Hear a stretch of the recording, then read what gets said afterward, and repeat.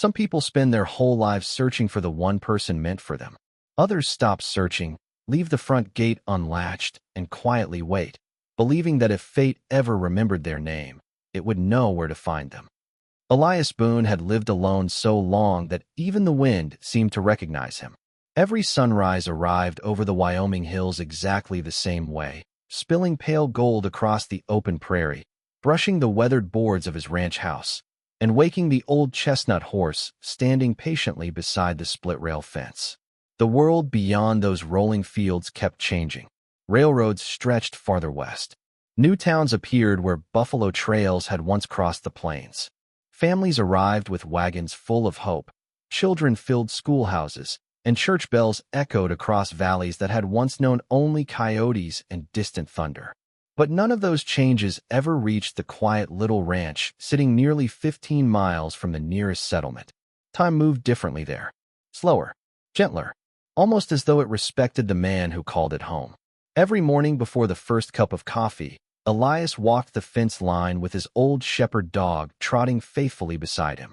He checked every post, every gate, every stretch of wire, even though cattle rarely wandered anymore. Habit had become companionship. The familiar creak of leather boots, the soft breathing of his horse, and the steady whistle of prairie wind had replaced conversations years ago.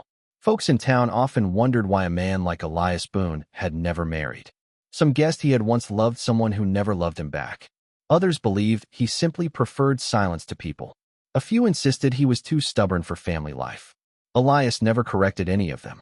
It was easier to let strangers invent stories than explain the truth.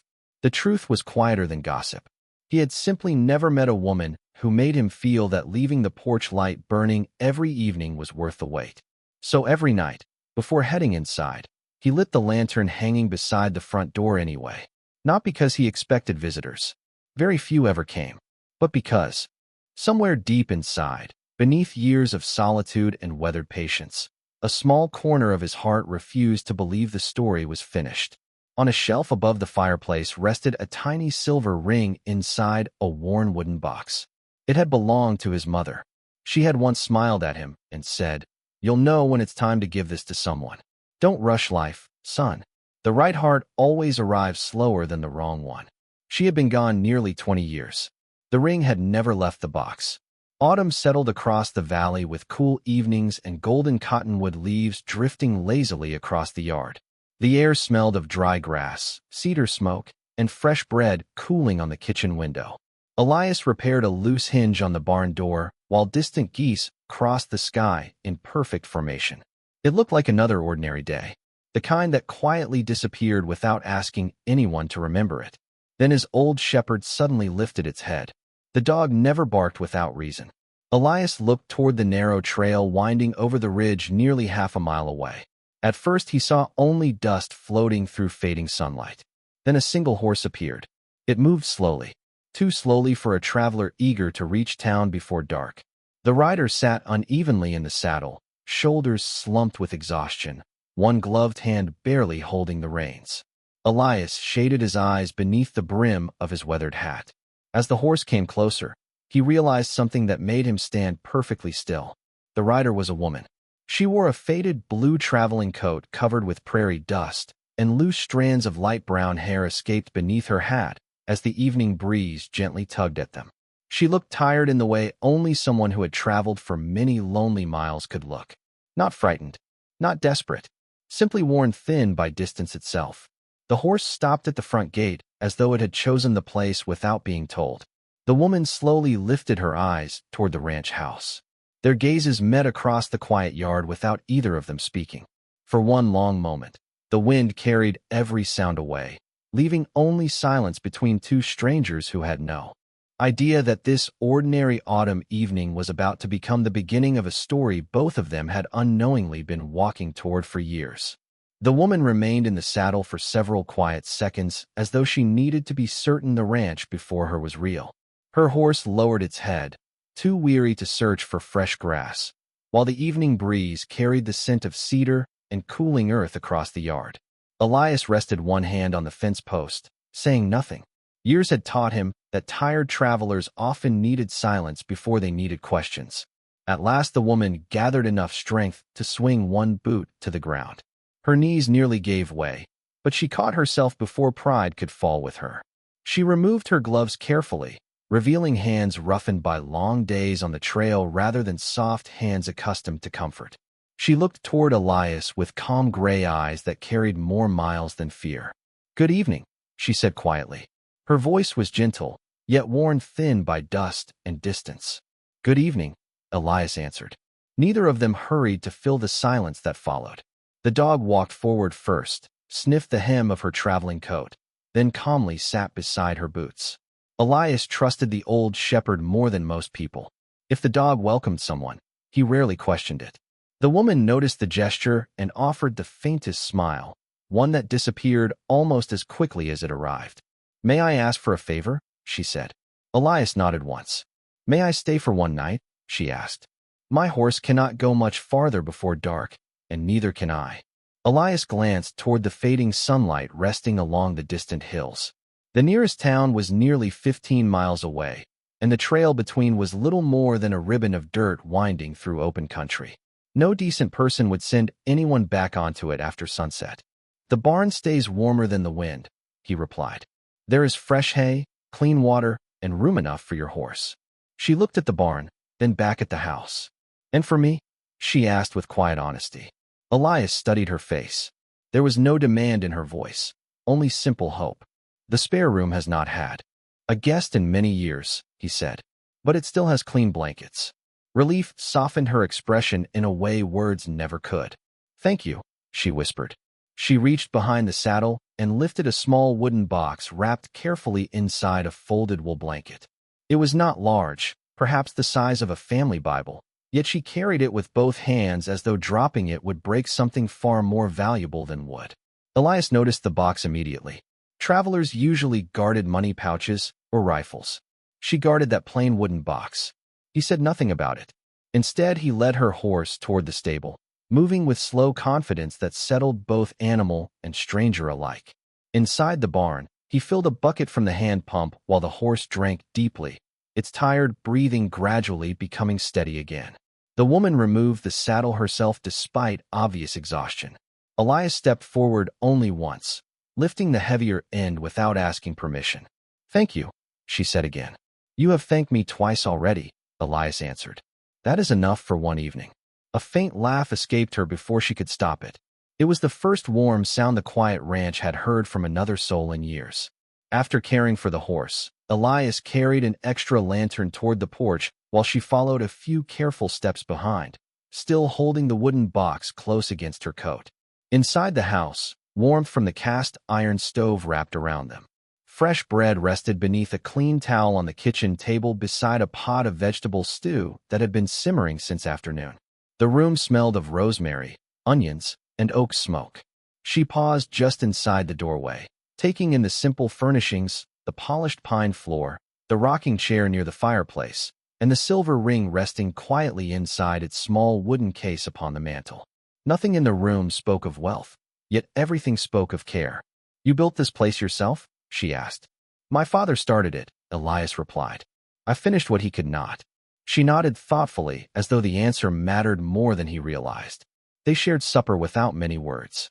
The ticking clock on the wall seemed louder than conversation, yet the silence never felt uncomfortable. She ate slowly, careful not to appear too hungry, even though it was clear she had not enjoyed a proper meal in several days. Elias pretended not to notice and quietly placed another slice of warm bread beside her bowl. She hesitated before accepting it. "I am Clara," she finally said. "Clara Whitmore." Elias looked across the table. "Elias Boone." She repeated his name softly, almost under her breath, as though testing whether it belonged to a memory she could not quite reach. Then she lowered her eyes to the wooden box resting beside her chair and gently brushed her fingertips across its worn lid.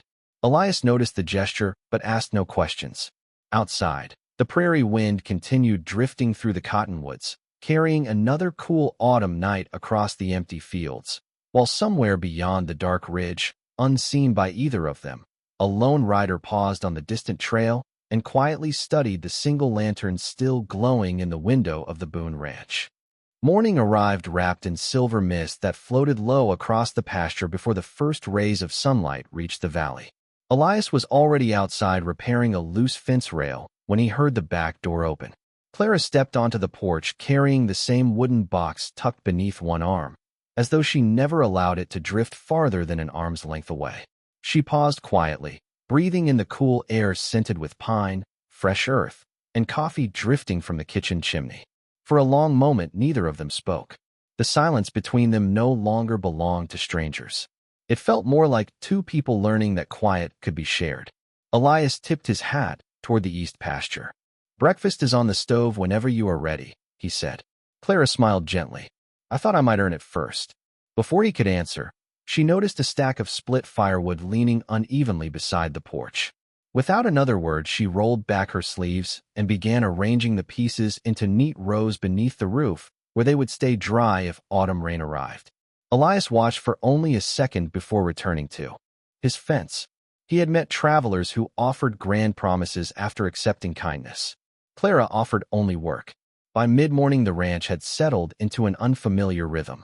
Elias repaired hinges inside the barn while Clara swept years of dust from the porch corners, washed the kitchen windows until sunlight spilled through clear glass again, and stitched a torn curtain hanging beside the pantry. She never asked where anything belonged. Somehow she seemed to understand the house simply by listening to it. Even the old shepherd followed her from room to room with calm confidence, occasionally dropping at her feet as though they had known each other far longer than a single night. Around noon, Elias carried 2 buckets from the well and found Clara standing beside the vegetable garden. She was carefully pulling weeds from between the late-season carrots. "You do not have to do that," he said. She brushed loose soil from her hands. "I know," she answered. "Sometimes doing something familiar makes a strange place feel less unfamiliar." Elias nodded quietly. It was an answer he understood better than she realized. They shared lunch beneath the cottonwood tree where fallen leaves drifted lazily across the grass. A loaf of fresh bread, sliced apples, and cool well water tasted better outdoors than any feast served inside expensive dining rooms. Clara looked across the rolling pasture where cattle grazed peacefully beneath the endless Wyoming sky. "It is beautiful here," she whispered. "It is quiet," Elias replied. "Sometimes people mistake the two." She considered his words for several moments before asking, "Do you ever become lonely?" Elias looked toward the distant hills where blue shadows stretched farther every hour. "Loneliness and peace often wear the same coat," he said. "It takes years before a man learns which one is standing beside him." Clara lowered her eyes without answering. Her fingertips rested lightly on the edge of the wooden box sitting beside the picnic blanket. She traced the worn grain of its lid almost absent-mindedly before lifting it onto her lap again. Elias noticed she never allowed anyone else to touch it. He never asked why. That afternoon, clouds drifted slowly overhead while they worked on opposite sides of the yard. Clara gathered wind-blown branches for the woodpile. Elias repaired a loose shutter that had rattled every storm for nearly 3 years. Neither felt pressured to fill the afternoon with conversation. Every so often one glanced toward the other, offering nothing more than a quiet nod before returning to work. It was enough. As the sun lowered behind the western ridge, Clara stood alone near the split-rail fence watching dozens of geese cross the sky in perfect formation. Elias joined her, stopping several feet away. "They always know where home is," she said softly, "even after traveling thousands of miles." Elias followed the birds until they disappeared into the orange horizon. "Perhaps home remembers them too," he replied. Clara looked at him with an expression that almost resembled recognition before quickly turning away. Her hand tightened around the wooden box once more. Whatever rested inside clearly carried more than old belongings. It carried memories she was not yet ready to place into another person's hands. As evening settled across the ranch, lamps began glowing warmly behind the windows once again. From the ridge beyond the pasture, hidden behind a stand of cedar trees, the same distant rider who had watched the ranch the night before appeared once more. The figure remained motionless only long enough to see smoke rising from the chimney and 2 quiet silhouettes moving inside the little house before gently turning the horse around and disappearing into the fading light. The 4th morning arrived beneath a pale sky streaked with slow-moving clouds, and the ranch settled once again into its familiar rhythm. Elias was repairing the latch on the north pasture gate when he noticed Clara standing near the old apple tree with the wooden box resting on the weathered bench beneath its branches. For the first time since her arrival, she was not holding it. She simply sat beside it, watching the breeze carry yellow leaves across the yard as though deciding whether she could finally allow herself to breathe. The peace lasted only a few moments before the distant sound of approaching hoofbeats drifted across the valley. Elias straightened slowly and looked toward the narrow road leading through the hills. A single carriage appeared first, followed by two riders traveling several yards behind it. They were not hurried travelers. They moved with quiet confidence, the kind belonging to people who believed they would always be welcomed wherever they arrived. Clara heard the same sound. The color slowly faded from her face. She rose without speaking and instinctively reached for the wooden box, pressing it tightly against her chest. Elias noticed the change immediately. It was the first time he had seen genuine fear behind her calm expression. The carriage stopped outside the front gate. An older gentleman stepped down carefully, dressed in a dark traveling coat despite the mild afternoon. His silver hair was neatly combed, and he carried a polished walking cane more as a habit than a necessity. His eyes found Clara at once. Relief crossed his face before disappointment quietly replaced it. "Miss Whitmore," he called gently. "I had hoped we would find you before winter." Clara remained where she stood. "You should not have come, Mr. Caldwell," she answered. Elias stayed silent, watching both of them. Nothing in the older man's voice suggested anger. Instead, it carried the weight of someone who believed he was fulfilling an obligation that had followed him for years. Henry Caldwell removed his hat respectfully. "Your aunt has been worried sick. Everyone has. We have searched from Cheyenne to Sheridan. You disappeared without leaving a single letter." Clara lowered her eyes for a brief moment. "I left because I needed to. There are matters waiting for you at home," Henry replied. "Important matters that cannot wait forever." The breeze lifted the edge of Clara's coat, but her hands never loosened around the wooden box. "Some things have already waited long enough," she said softly. Henry's gaze shifted toward Elias for the first time. "Sir, I appreciate your kindness in giving Miss Whitmore shelter. I would like to thank you properly before taking her home."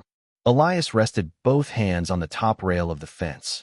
"That sounds like a decision for her," he answered evenly. Henry remained polite, yet surprise flickered across his face. Few people questioned his assumptions. Clara looked from one man to the other before quietly saying, "I am not ready to leave." The words settled over the yard like the first snow of winter. Henry sighed deeply, as though he had expected that answer all along. "Then allow me one evening," he said. "There are truths you deserve to hear before you decide where your road leads next." Clara did not answer immediately.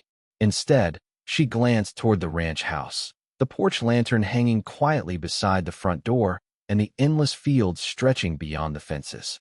For the first time in many years, another place had begun to feel less like a stop along the journey and more like somewhere her heart recognized, even if she could not yet explain why. Henry Caldwell accepted Elias's invitation to sit on the front porch as the last light of afternoon settled across the valley. The two riders remained near the carriage, giving the old gentleman the privacy he had requested. Clara stood quietly beside the porch railing, still holding the worn wooden box as though it contained the last piece of certainty left in her life. No one hurried the conversation. The prairie had always favored patience over haste. Henry removed his gloves and rested his cane across his knees before looking at Clara with a sadness that seemed older than either of them. "I did not come to force you home," he said softly. "I came because there are promises that deserve to be fulfilled before they disappear forever." Clara lowered her eyes but remained silent. Elias poured 3 cups of coffee and placed them on the small wooden table without interrupting. The aroma of roasted beans drifted into the cool evening air while the first stars slowly appeared above the western ridge. Henry reached into his coat and carefully unfolded an envelope whose edges had turned yellow with age. The paper had been opened many times before. "Your father asked me to protect this until the day I found you," he said. "He believed that one day you would insist on finding your own answers." Clara's fingers tightened around the wooden box. "I already know what father wanted," she replied quietly. Henry shook his head. "No, Clara, you only know half of it." He extended the envelope toward her. She hesitated before accepting it. The handwriting on the front stopped her breath for a moment. It belonged to her father. She recognized every careful stroke of ink. Slowly, she unfolded the letter while Elias respectfully looked toward the distant pasture instead of reading over her shoulder. The breeze turned the pages gently as Clara's eyes moved from one line to the next. Her expression changed from caution to surprise, then to quiet disbelief. Tears gathered but never fell. Henry spoke only after she had finished reading. "Your parents never intended for you to remain with my family forever," he explained. "They believed there was one place where you would always be welcomed if life became too heavy to carry alone." Clara looked across the yard toward Elias. He stood exactly where he had been, hands resting on the porch railing, giving her all the space she needed. Henry continued, "Your father once rode these plains with a man named Samuel Boone.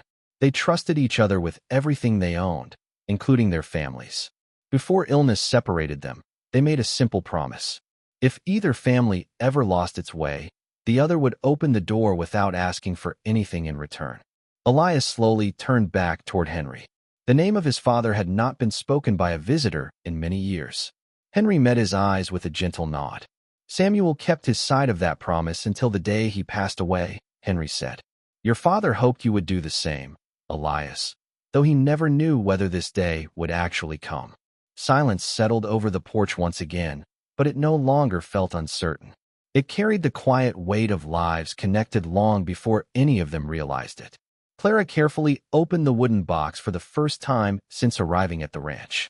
Inside rested several folded letters tied with a faded blue ribbon, a family photograph worn soft along the edges, and an old brass compass whose needle still pointed faithfully north. Beneath them lay another envelope bearing a single name written in careful handwriting: Elias Boone. Elias stared at it without moving. He had spent years believing that every chapter of his family's story had already been written. Yet as Clara gently lifted the envelope from the box and held it toward him, he realized that some journeys did not begin when two strangers met. Sometimes they began decades earlier with a promise quietly made between two friends who believed that kindness could outlive them both. The evening grew quieter after Henry Caldwell finished speaking. The wind carried the scent of dry grass across the porch, while the lantern beside the front door cast a warm circle of light over the weathered floorboards. Elias accepted the envelope with careful hands, almost afraid that opening it might disturb a memory that had waited too many years. The paper crackled softly as he unfolded the letter. The handwriting belonged to Clara's father, Thomas Whitmore. It was steady, thoughtful, and filled with the calm confidence of a man writing to an old friend's son. "If you are reading this," the letter began, "then life has carried my daughter farther than I ever wished, and farther than I can follow. I do not ask you to solve her troubles. I only ask that you offer her what your father once offered me without hesitation, a place where she may choose her own future." Elias paused for a moment, feeling the weight of every word. His father had rarely spoken about the years before Elias was born. He had mentioned a trusted friend named Thomas only once, describing him as a man who always kept his promises even when keeping them came at a cost. Elias had never imagined that quiet friendship would someday arrive at his own doorstep. Clara watched him silently, searching his expression for answers she could not bring herself to ask. Henry slowly stood and walked toward the edge of the porch, giving them privacy while the horses rested peacefully beside the fence. Elias continued reading. The final lines were shorter than the rest. "Do not let my daughter feel indebted for kindness. She has already carried enough burdens that were never hers to bear. If she decides to leave, let her leave freely. If she decides to stay, let it be because she has finally found peace." Elias carefully folded the letter and slipped it back into its envelope. For several moments, neither he nor Clara spoke. The silence between them had changed once again. It no longer belonged to strangers sharing a roof. It belonged to two people discovering that their lives had crossed long before either of them knew the other's name. Clara finally broke the silence. "I searched for this ranch for almost 3 years," she admitted quietly. "Every town gave me a different direction. Some people said the Boone Ranch had been abandoned. Others said no one lived this far from town anymore. I almost turned back more than once." Elias looked toward the distant hills fading into twilight. "What made you keep going?" he asked. Clara smiled faintly. "Hope has a stubborn way of refusing to disappear. She glanced down at the brass compass resting inside the wooden box. Father carried this when he rode with your father. Before he died, he placed it in my hands and told me that it had always pointed toward honest people. I thought he was talking about the north. Now I think he meant something else. Elias reached toward the compass, but stopped before touching it. Some things deserved respect before curiosity. Then perhaps it brought you exactly where it was supposed to, he said. Clara looked up, surprised by the quiet certainty in his voice. For the first time since arriving at the ranch, the worry that had shadowed her face began to soften. Henry returned to the porch and gently cleared his throat. The decision is yours, Clara, he said. Your family's affairs can wait a little longer if they must. No inheritance is worth more than a peaceful heart. Clara looked from Henry to Elias, and then across the endless Wyoming prairie stretching beneath a sky filled with stars. She realized that every mile she had traveled had been leading her toward more than a place on a map. It had been leading her toward the one promise that time had never managed to erase. Somewhere in the darkness, a meadowlark sang its final song before night settled over the valley, and for the first time in many years, the old Boone Ranch no longer felt like a lonely place waiting to be remembered. It felt like a home that had quietly been waiting for someone to find her way back. The next morning arrived beneath a sky so clear that every distant ridge seemed close enough to touch. Sunlight spilled across the prairie, turning the tall grass into waves of gold that rolled gently beneath the autumn breeze. Clara stepped onto the porch carrying the brass compass in one hand and the folded letter in the other. She paused for a long moment, watching Elias mend a saddle beneath the shade of the old cottonwood tree. There was something different about the ranch now. The silence no longer felt empty. It carried the quiet comfort of two people who no longer needed to explain themselves. Henry Caldwell prepared his carriage for the journey back to town without urging Clara to make a decision. Before leaving, he walked slowly toward her and smiled with the kindness of someone finally laying down a burden he had carried for years. Your father would be proud of the woman you have become, he said. Whatever road you choose now, let it be your own. Clara embraced him gently before watching the carriage disappear beyond the distant hill. The sound of the horses faded until only the wind remained. She stood there longer than she realized, feeling as though one chapter of her life had quietly closed without a single dramatic farewell. Elias finished fastening the saddle strap and looked toward her. You are welcome to stay as long as you need, he said, or leave whenever your heart tells you it is time. There will be no debt either way. Clara smiled faintly. You sound exactly like the letter. Elias laughed softly. Perhaps our fathers knew us better than we know ourselves. The days that followed settled into a peaceful rhythm. Every sunrise found them working side by side, without dividing the chores. Elias taught Clara how to repair a loose fence with nothing more than wire and patience. Clara showed Elias how to preserve late-season apples with cinnamon and honey so they would last through winter. They spoke little while they worked, yet every shared task quietly built a trust neither of them noticed growing. One afternoon they rode together to the western pasture where the cattle grazed beneath endless blue skies. They stopped beside a shallow creek where clear water reflected drifting clouds. Clara looked across the valley and finally asked the question she had carried for days. Did you ever think about leaving this place? Elias skipped a small stone across the water before answering. Many times. She looked surprised. Then why did you stay? He smiled toward the horizon. Because every time I packed my saddle, something inside me whispered that my reason for staying had not arrived yet. Clara lowered her eyes. The words settled quietly inside her heart. She realized she had spent years believing she had been searching for a ranch. Perhaps she had been searching for the man who had never stopped believing someone would eventually find the road home. As the afternoon faded, they rode back beneath a sky painted with soft shades of amber and crimson. When they reached the porch, Clara noticed the small wooden box still resting beside the fireplace where she had left it the night before. She carefully lifted the remaining letters from inside and handed them to Elias. These belong here now, she said. Elias gently shook his head. No, he answered. They belong wherever you are. Clara looked at him, unable to find words strong enough to answer such simple kindness. She placed the letters back into the box, but this time she left the lid open. It was the first time since arriving at the ranch that she no longer felt the need to hide the memories she had carried across so many lonely miles. That evening, As darkness settled over the valley and the porch lantern cast its familiar glow across the yard, Clara realized something that made her heart grow still. She had spent 3 years believing she was searching for a promise made between two fathers. Only now did she understand the truth. The promise had never been about a destination. It had been about finding the one place where she no longer felt like a traveler, and without either of them speaking the words aloud, both she and Elias understood that neither of them was waiting for tomorrow to change their lives anymore. It already had. Winter announced itself quietly. Frost gathered along the fence rails before sunrise, and every breath became visible in the cold morning air. The ranch changed with the season, yet nothing about it felt harsh. Smoke curled steadily from the chimney each morning. The old shepherd slept closer to the stove each night, and the porch lantern continued to glow long after darkness settled across the valley. Clara had stopped counting the days since she arrived. Somewhere between repairing fences, baking fresh bread, and riding beside Elias across the snow-dusted pasture, time had become less important than peace. One afternoon, while folding freshly washed blankets inside the spare room, she paused beside the window. Her traveling satchel rested neatly against the wall exactly where she had placed it weeks before. It was still packed. Every possession she owned remained ready for another journey. She walked toward it, rested one hand on the worn leather strap, and realized something unexpected.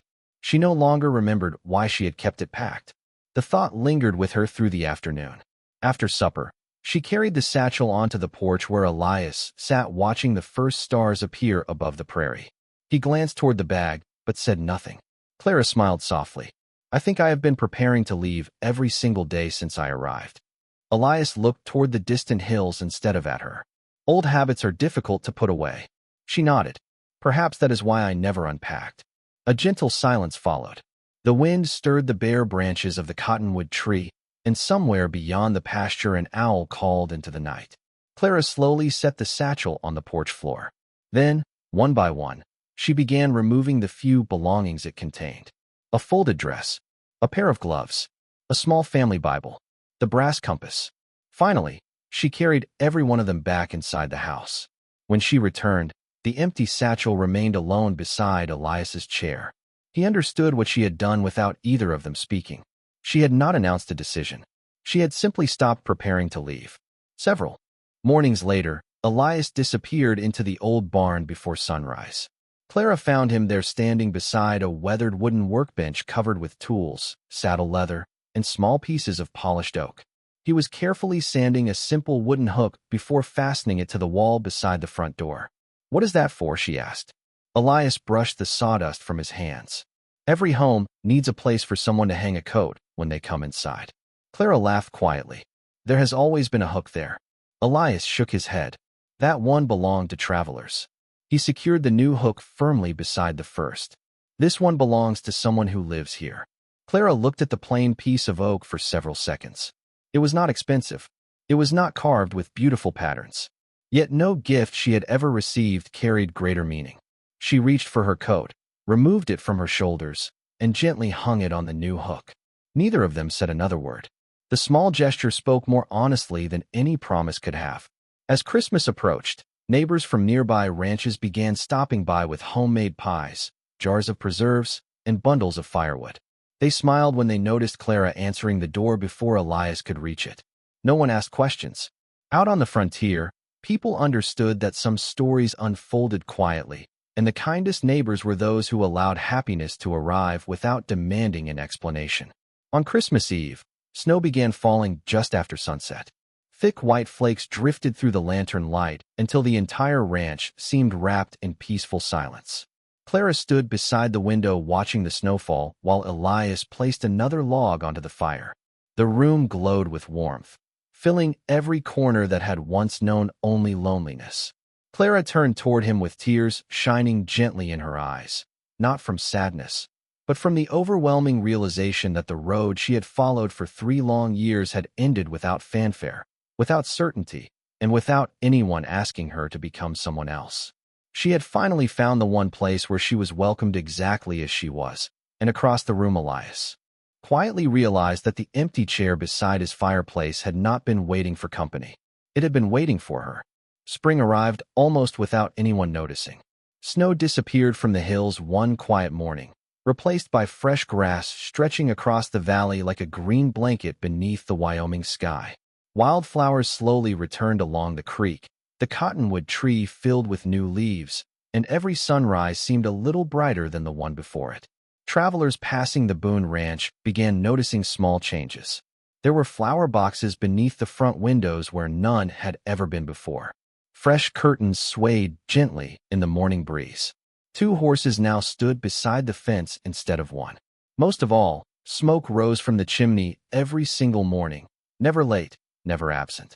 People in the nearby town smiled when they spoke about the old ranch. They said it no longer looked like a place waiting for yesterday. It looked like a place finally living for tomorrow. Elias remained the same man everyone had always known. He still repaired fences before breakfast, still greeted neighbors with few words, and still paused every evening to watch the sunset settle behind the distant hills.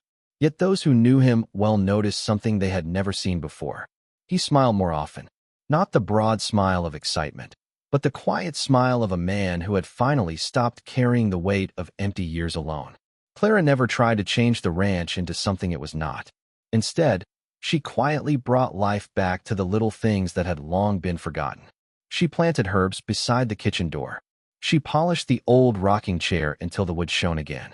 She repaired quilts that Elias's mother had sewn decades earlier and carefully placed fresh flowers beside the family photographs resting above the fireplace.